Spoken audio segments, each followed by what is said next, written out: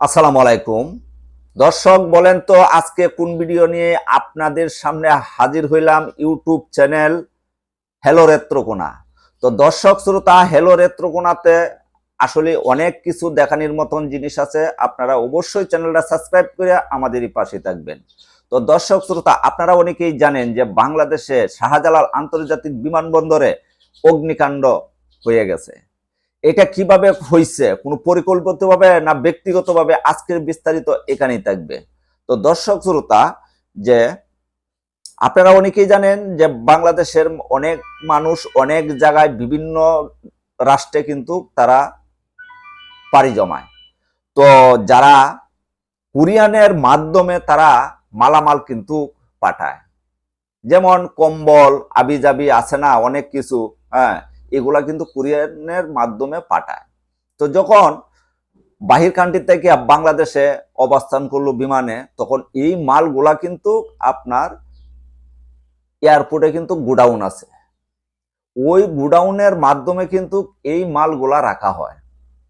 আর মাল রাখার পরে কিন্তু বিভিন্ন ডিস্ট্রিক্টে বিভিন্ন জায়গায় কিন্তু ওইটি কুরিয়ান সার্ভিসের মাধ্যমে তারা ডেলিভারি দেয়। তো প্রথমেই এই আগুনটা কিন্তু ওই জায়গায় লাগছে, ওই যে প্রবাসী ভাইয়ার ওই যে গোডাউনে যে মালগুলা আছে না, যে কোরিয়ানের মাধ্যমে আইছে, নিউজে বলছে যে এখানেই প্রথম আগুনের সূত্রপাতটা হচ্ছে। এরপরে ঘন্টাখানি পরে এই আগুনটা, কেমিক্যাল আছে না, কেমিক্যালেরও কিন্তু একটা গোডাউন আছে, পরবর্তীতে ধরলো ওই কেমিক্যাল গোডাউনে। তো আপনারা তো অনেকেই জানেন যে কেমিক্যাল একটা কি জিনিস, এটার মাঝে যদি আগুনের আশপাশ পায় তাহলে আর কোনো রক্ষা নাই।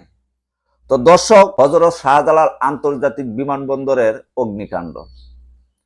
তো দেশের বাহিরে দেশে যারা আছেন ভালো থাকবেন, সুস্থ থাকবেন। আর প্রবাসী ভাইদের যে ক্ষতিগ্রস্ত হচ্ছে, এটা তো আর কারো দেওয়ার মতন মনে হয় যে সাধ্য নাই।